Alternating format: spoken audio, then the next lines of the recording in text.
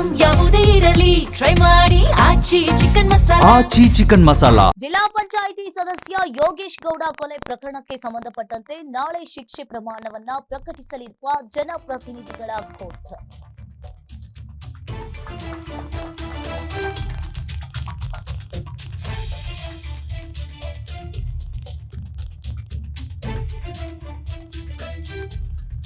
ಯೋಗೇಶ್ ಗೌಡ ಕೊಲೆ ಪ್ರಕರಣದಲ್ಲಿ ದೋಷಿಯಾಗಿರುವ ಶಾಸಕ ವಿನಯ್ ಕುಲಕರ್ಣಿ ಜನಪ್ರತಿನಿಧಿಗಳ ಕೋರ್ಟ್ ಎಲ್ಲಾ ವಕೀಲರ ಹೇಳಿಕೆಯನ್ನು ದಾಖಲಿಸಿಕೊಂಡಿದ್ದಾರೆ. ನ್ಯಾಯಾಧೀಶರು ನಾಳೆಗೆ ಶಿಕ್ಷೆ ಪ್ರಮಾಣ ತೀರ್ಪನ್ನ ಕಾಯ್ದಿರಿಸಿದ ಕೋರ್ಟ್ ಕುಟುಂಬಸ್ಥರ ಭೇಟಿಗೆ ಅವಕಾಶವನ್ನ ಮಾಡಿಕೊಟ್ಟಿದೆ. ಈಗಾಗಲೇ ಪೊಲೀಸ್ ಅಧಿಕಾರಿಗಳನ್ನ ಕರೆದು ಅವಕಾಶವನ್ನ ಕೊಡುವಂತೆ ಸೂಚನೆಯನ್ನ ನೀಡಲಾಗಿದೆ. ಜಿಲ್ಲಾ ಪಂಚಾಯಿತಿ ಸದಸ್ಯ ಯೋಗೇಶ್ ಗೌಡ ಕೊಲೆ ಪ್ರಕರಣಕ್ಕೆ ಸಂಬಂಧಪಟ್ಟಂತೆ ಈಗಾಗಲೇ ನಾಳೆ ಶಿಕ್ಷೆ ಪ್ರಮಾಣವನ್ನ ಪ್ರಕಟಿಸಲಿರುವ ಜನಪ್ರತಿನಿಧಿಗಳ ಕೋರ್ಟ್. ಶಿಕ್ಷೆ ಪ್ರಮಾಣದ ತೀರ್ಪು ಕಾಯ್ದಿರಿಸಿದ ಜನಪ್ರತಿನಿಧಿಗಳ ವಿಶೇಷ ಕೋರ್ಟ್ ಈಗಾಗಲೇ ಅಪರಾಧಿಗಳ ಭೇಟಿಗೆ ಮನವಿಯನ್ನ ಮಾಡಿದ್ದಾರೆ. ಒಂದ್ ಕಡೆ ವಕೀಲರು, ಏನು ಕುಟುಂಬಸ್ಥರ ಭೇಟಿಗೆ ಅವಕಾಶವನ್ನ ಕೋರ್ಟ್ ಕೂಡ ಮಾಡಿಕೊಟ್ಟಿರುವಂತದ್ದು. ಪೊಲೀಸ್ ಅಧಿಕಾರಿಗಳನ್ನ ಕರೆದು ಅವಕಾಶವನ್ನ ಕೊಡುವಂತೆ ಸೂಚನೆಯನ್ನ ನೀಡಲಾಗಿದೆ. ಈಗಾಗಲೇ 17 ಅಪರಾಧಿಗಳ ಕುಟುಂಬಸ್ಥರು ಕೂಡ ಕೋರ್ಟ್ ನತ್ತ ಬಂದಿದ್ರು, ಕಣ್ಣೀರನ್ನ ಹಾಕಿದ್ದಾರೆ. ಈಗಾಗಲೇ ಜಿಲ್ಲಾ ಪಂಚಾಯಿತಿ ಸದಸ್ಯ ಯೋಗೇಶ್ ಗೌಡ ಕೊಲೆ ಪ್ರಕರಣಕ್ಕೆ ಸಂಬಂಧಪಟ್ಟಂತೆ ಈಗಾಗಲೇ ಶಾಸಕ ವಿನಯ್ ಕುಲಕರ್ಣಿ ಪರಪ್ಪನ ಅಗ್ರಹಾರ ಜೈಲು ಸೇರಿದ್ದಾರೆ. ಪರಪ್ಪನ ಅಗ್ರಹಾರ ಜೈಲಿನಲ್ಲಿ ಇಡೀ ರಾತ್ರಿ ಇವತ್ತು ಅವರು ಅಲ್ಲೇ ಕಳಿಬೇಕಾಗುತ್ತೆ. ಇನ್ನು ಗ್ರಾಮೀಣ ಕ್ಷೇತ್ರದ ಕಾಂಗ್ರೆಸ್ ಶಾಸಕ ಮಾಜಿ ಸಚಿವ ವಿನಯ್ ಕುಲಕರ್ಣಿ ಯೋಗೇಶ್ ಗೌಡ ಕೊಲೆ ಕೇಸಲ್ಲಿ ಅಪರಾಧಿಯಾಗಿದ್ದಾರೆ. ಇದಕ್ಕೆ ಸಂಬಂಧಪಟ್ಟಂತೆ ನ್ಯಾಯಾಲಯ ನಿನ್ನೆ ಬುಧವಾರ ಶಿಕ್ಷೆ ಪ್ರಮಾಣವನ್ನ ಪ್ರಕಟಿಸಲಿದೆ. ಇನ್ನು ಒಂದ್ ಕಡೆ ಜಿಲ್ಲಾ ಪಂಚಾಯಿತಿ ಸದಸ್ಯ ಯೋಗೇಶ್ ಗೌಡ ಕೊಲೆ ಪ್ರಕರಣಕ್ಕೆ ಸಂಬಂಧಪಟ್ಟಂತೆ ನಾಳೆ ಶಿಕ್ಷೆಯ ಪ್ರಮಾಣವನ್ನ ಜನಪ್ರತಿನಿಧಿಗಳ ಕೋರ್ಟ್ ಪ್ರಕಟಿಸಲಿದೆ. ನಾಳೆಗೆ ಶಿಕ್ಷೆಯ ಪ್ರಮಾಣವನ್ನ ಪ್ರಕಟಿಸಲಿದೆ. ಶಿಕ್ಷೆ ಪ್ರಮಾಣದ ತೀರ್ಪನ್ನ ಜನಪ್ರತಿನಿಧಿಗಳ ವಿಶೇಷ ಕೋರ್ಟ್ ಈಗ ಕಾಯ್ದಿರಿಸಿರುವಂತದ್ದು. ಇನ್ನು ಕುಟುಂಬಸ್ಥರ ಭೇಟಿಗೆ ಕೋರ್ಟ್ ಕೂಡ ಈಗಾಗಲೇ ಅವಕಾಶವನ್ನ ಮಾಡಿಕೊಟ್ಟಿದೆ. ಪೊಲೀಸ್ ಅಧಿಕಾರಿಗಳನ್ನ ಕರೆದು ಅವಕಾಶವನ್ನ ಕೊಡುವಂತೆ ಸೂಚನೆಯನ್ನ ನೀಡಿದ್ದಾರೆ. ಕೊಲೆ ಅಪರಾಧಿ ವಿನಯ್ ಕುಲಕರ್ಣಿಗೆ ಜೀವಾವಧಿ ಶಿಕ್ಷೆಯಾಗುತ್ತಾ ಅನ್ನೋ ಪ್ರಶ್ನೆ ಈಗ ಎದ್ದಿರುವಂತದ್ದು. ಸಿಬಿಐ ಸಲ್ಲಿಸಿದ ಲಿಖಿತ ಮನವಿಯಲ್ಲಿ ಗಲ್ಲು ಶಿಕ್ಷೆ, ಇನ್ನು ಆದ್ರೆ ಎಎಸ್ಜಿ ಗಲ್ಲು ಶಿಕ್ಷೆ ಬದಲು ಜೀವಾವಧಿ ಶಿಕ್ಷೆ ಕೋರಿಕೆಯನ್ನ ನೀಡಿದ್ದಾರೆ. ಶಿಕ್ಷೆಯ ಬದಲು ಕ್ಷಮೆ ಇಲ್ಲದ ಜೀವಿತಾವಧಿ ಶಿಕ್ಷೆಗೆ ಎಎಸ್ಜಿ ಮನವಿಯನ್ನ ಮಾಡಿದ್ದಾರೆ. ಇನ್ನು ನಾಳೆಗೆ ಶಿಕ್ಷೆಯ ಪ್ರಮಾಣದ ತೀರ್ಪನ್ನ ಕೋರ್ಟ್ ಈಗ ಕಾಯ್ದಿರಿಸಿರುವಂತದ್ದು.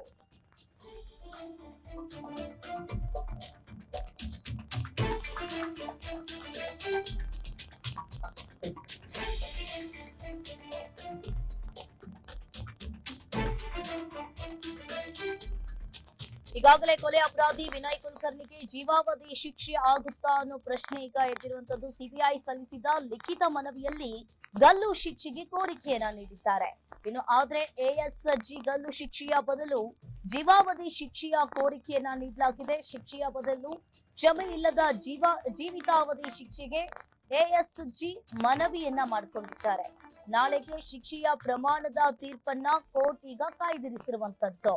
ಯೋಗೇಶ್ ಗೌಡ ಹತ್ಯೆ ಪ್ರಕರಣದ ಕುರಿತು ಜನಪ್ರತಿನಿಧಿಗಳ ನ್ಯಾಯಾಲಯವು ಮಹತ್ವದ ತೀರ್ಪನ್ನ ನೀಡಿದೆ. ಇದರ ಬೆನ್ನಲ್ಲೇ ಈಗಾಗಲೇ ಶಾಸಕನಿಗೆ ಯಾವ ಶಿಕ್ಷೆ ಈಗ ಎದುರಾಗಬಹುದು, ಯಾವ ಸೆಕ್ಷನ್ ಅಡಿಯಲ್ಲಿ ಶಿಕ್ಷೆಯನ್ನ ನೀಡಲಾಗುತ್ತದೆ ಅನ್ನೋದನ್ನ ನಾಳೆ ನೋಡ್ಬೇಕಾಗುತ್ತೆ. ಈಗಾಗಲೇ ಯಾವ ಶಿಕ್ಷೆ ಆಗಬಹುದು, ಅದೇ ರೀತಿಯಾಗಿ ಯಾವ ಸೆಕ್ಷನ್ ಅಡಿಯಲ್ಲಿ ಶಿಕ್ಷೆಯನ್ನ ನೀಡಲಾಗುತ್ತದೆ ಎಂಬ ಚರ್ಚೆ ಈಗಾಗಲೇ ನಡೀತಾ ಇರುವಂತದ್ದು.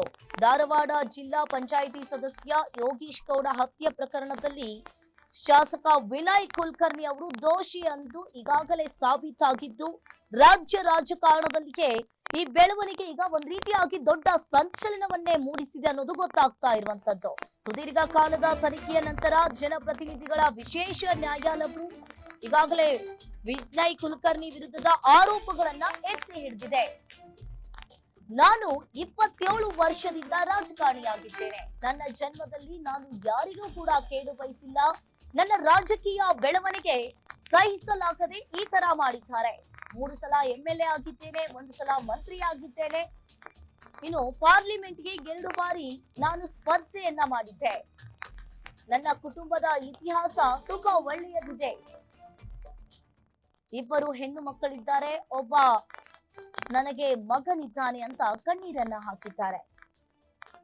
ಜಡ್ಜ್ ಎದುರು ಕಣ್ಣೀರನ್ನ ಹಾಕಿದ ವಿನಯ್ ಕುಲಕರ್ಣಿ, ನಾನು 27 ವರ್ಷ ರಾಜಕಾರಣದಲ್ಲಿದ್ದೇನೆ, ನನ್ನ ಜನ್ಮದಲ್ಲಿ ನಾನು ಯಾರಿಗೂ ಕೂಡ ಕೇಡು ಬಯಸಿಲ್ಲ ಅಂತ ಜಡ್ಜ್ ಮುಂದೆ ವಿನಯ್ ಕುಲಕರ್ಣಿ ಕಣ್ಣೀರನ್ನ ಹಾಕಿದ್ದಾರೆ. ಈ ಬಗ್ಗೆ ಹೆಚ್ಚಿನ ಡೀಟೇಲ್ಸ್ ಅನ್ನ ನೀಡ್ತಾರೆ ನಮ್ಮ ಪ್ರತಿನಿಧಿ ಅಜಯ್ ಕುಮಾರ್ ಫೋನ್ ಸಂಪರ್ಕದಲ್ಲಿ ಜಾಯಿನ್ ಆಗಿದ್ದಾರೆ.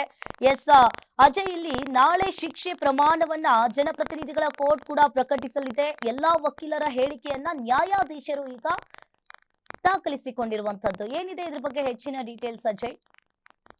ಖಂಡಿತವಾಗ್ಲೂ ಸೌಖ್ಯ. ಈಗಾಗಲೇ ಏನು ಬೆಳಗಿಂದ ಕೂಡ ಸಾಕಷ್ಟು ಕುತೂಹಲಕ್ಕೆ ಕಾರಣವಾಗಿತ್ತು. ಇವತ್ತು ಏನು ಆದೇಶವನ್ನ ಪ್ರಕಟಿಸ್ತಾರೆ, ಅಂದ್ರೆ ಆದೇಶದಲ್ಲಿ ಯಾರ್ಯಾರಿಗೆ ಎಷ್ಟೆಷ್ಟು ಶಿಕ್ಷೆಯ ಪ್ರಮಾಣವನ್ನ ಪ್ರಕಟಣೆ ಆಗತ್ತೆ ಅಂತ ಇತ್ತು. ಆದ್ರೆ ಈಗಾಗಲೇ ನ್ಯಾಯಾಧೀಶರಾಗಿರುವಂತಹ ಗಜಾನನ ಭಟ್ ಅವರು ಕೂಡ ನಾಳೆಗೆ ಅದನ್ನ ಮುಂದೂಡಿರುವಂತದ್ದು. ಅಂದ್ರೆ ಈಗಾಗಲೇ ಸಾಕಷ್ಟು ಜನರು 17 ಜನರು ಕೂಡ ನ್ಯಾಯಾಧೀಶರು ಕೂಡ ಮಾತನಾಡಿಸಿದ್ದಾರೆ. ಅಂದ್ರೆ ನಿಮ್ಮ ವಿಚಾರಗಳನ್ನ ಹೇಳಿ ಅಂತೇಳಿ ಪ್ರತಿಯೊಬ್ರು ಕೂಡ ಒಂದೊಂದು ವಿಚಾರಗಳನ್ನ ಅವರವರ ವೈಯಕ್ತಿಕ ಜೀವನದಲ್ಲಿ ಇರುವಂತ ವಿಚಾರಗಳನ್ನು ಕೂಡ ಹೇಳಿದ್ದಾರೆ. ನಾನು ಡ್ರೈವರ್ ಕೆಲಸ ಮಾಡ್ತೀನಿ, ನಾನು ಆಟೋ ಡ್ರೈವರು, ನಾನು ಕಾರ್ ಓಡಿಸ್ತೀನಿ, ನಾನು ಕೃಷಿಯಲ್ಲಿ ಇದ್ದೀನಿ, ಮತ್ತೆ ನನಗೆ ಸಣ್ಣ ಸಣ್ಣ ಮಕ್ಕಳಿದ್ದಾರೆ, ಮತ್ತೆ ನನಗೆ ತಂದೆ ತಾಯಿ ವಯಸ್ಸಾದಂತವ್ರು ಇದ್ದಾರೆ. ಹೀಗೆ ಸಾಕಷ್ಟು ಜನರು ಕೂಡ ಅವರ ಒಂದೊಂದು ಆಂಗಲ್ ಅಲ್ಲಿ ಅವರ ಒಂದು ಜೀವನ ಯಾವ ರೀತಿ ಇದೆ ಅಂತಾನು ಕೂಡ ಒಂದು ಮನವಿಯನ್ನ ಮಾಡ್ಕೊಂಡಿದ್ರೆ ಕಡಿಮೆ ಶಿಕ್ಷೆ ಪ್ರಮಾಣವನ್ನ ನಮಗೆ ನೀಡಿ ಅಂತ ಹೇಳಿ ಕೂಡ ಹೇಳಿರುವಂತೆ. ಇನ್ನು ವಿನಯ್ ಕುಲಕರ್ಣಿ ಅವರ ವಿಚಾರಕ್ಕೆ ಬರೋದಾದ್ರೆ ಅವರು ಕೂಡ ನಾನು 27 ವರ್ಷಗಳಿಂದ ರಾಜಕೀಯದಲ್ಲಿದ್ದೇನೆ, ನನ್ನ ಯಾವತ್ತೂ ಕೂಡ ನಾನು ಜನರಿಗೆ ಮೋಸವನ್ನ ಮಾಡಿಲ್ಲ, ಅದಕ್ಕೆ ಬಯಸು ಕೂಡ ಇಲ್ಲ. ನಾನು ನನ್ನ ರಾಜಕೀಯ ಬೆಳವಣಿಗೆ ಸಹಿಸೋದಕ್ಕೆ ಆಗದೆ ಇರುವಂತವ್ರು ಈ ರೀತಿಯಾದಂತಹ ಒಂದು ಕೆಲಸಕ್ಕೆ ಮುಂದಾಗಿದ್ರೆ ಇದೊಂದು ರಾಜಕೀಯ ಷಡ್ಯಂತ್ರ ಅಂತಾನು ಕೂಡ ಅವರು ಹೇಳಿರುವಂತದ್ದು. ಮತ್ತೆ 3 ಸಲ MLA ಆಗಿದ್ದೇನೆ, ಒಂದ್ಸಲಿ ಏನು ಮಂತ್ರಿ ಆಗಿದ್ದೇನೆ, ಪಾರ್ಲಿಮೆಂಟ್ಗೂ ಕೂಡ 2 ಬಾರಿ ಸ್ಪರ್ಧೆ ಮಾಡಿದ್ದಾನೆ, ಫ್ಯಾಮಿಲಿ ಇತಿಹಾಸ ಕೂಡ ತುಂಬಾ ಚೆನ್ನಾಗಿದೆ, 2 ಹೆಣ್ಮಕ್ಳಿದೆ, ಒಬ್ಬ ಮಗ ಇದ್ದಾನೆ. ಹೀಗೆ ಸಾಕಷ್ಟು ವಿಚಾರಗಳನ್ನು ಕೂಡ ಎಲ್ಲ ಜಡ್ಜ್ ಮುಂದೆ ಕೂಡ ಹೇಳಿರುವಂತದ್ದು. ಅಷ್ಟೇ ಅಲ್ಲದೆ ಇನ್ನು ಅವರ ಪರ ವಕೀಲರು, ಪ್ರತಿಯೊಬ್ಬ ಅಪರಾಧಿಕ ಪರ ವಕೀಲರು ಕೂಡ ಈಗಾಗಲೇ ಮಾತನಾಡಿರುವಂತದ್ದು. ಜಡ್ಜ್ಗೂ ಕೂಡ ಕೆಲವೊಂದು ಮನವಿಯನ್ನು ಕೂಡ ಮಾಡ್ಕೊಂಡಿರುವಂತದ್ದು. ಸೊ ಈಗ ಜಡ್ಜ್ ಅದೆಲ್ಲವನ್ನು ಕೂಡ ಆಲಿಸಿ ಈಗಾಗಲೇ ಪ್ರತಿಯೊಂದನ್ನು ಕೂಡ ಈಗಾಗಲೇ ರೆಕಾರ್ಡ್ ಅಲ್ಲಿ ಇರುತ್ತದೆ ಎಲ್ಲವೂ ಕೂಡ, ಅದೆಲ್ಲವನ್ನು ಕೂಡ ಆಲಿಸಿ ತೂಗಿ ಆನಂತರ ವಾದ ಪ್ರತಿವಾದ ಎಲ್ಲವನ್ನು ಕೂಡ ಕೇಳಿಸ್ಕೊಂಡು ನಾಳೆಗೆ ಈಗಾಗಲೇ ಆದೇಶವನ್ನ ಪ್ರಕಟ ಮಾಡ್ತೀನಿ ಅನ್ನೋ ಒಂದು ಮಾತನ್ನು ಕೂಡ ಹೇಳಿರುವಂತದ್ದು. ಸೊ ಹೀಗಾಗಿ ನಾಳೆ ಬಹುತೇಕ ಮಧ್ಯಾಹ್ನದ ವೇಳೆಗೆ ಶಿಕ್ಷೆಯ ಪ್ರಮಾಣ ಪ್ರಕಟ ಆಗುವಂತ ಎಲ್ಲ ಸಾಧ್ಯತೆಗಳು ಕೂಡ ಹೆಚ್ಚಿದೆ ಅಂತಾನೆ ಹೇಳ್ಬೋದು ಸೌಖ್ಯ. ಥ್ಯಾಂಕ್ ಯು ಅಜಯ್ ನಿಮ್ಮೆಲ್ಲ ಮಾಹಿತಿಗೆ.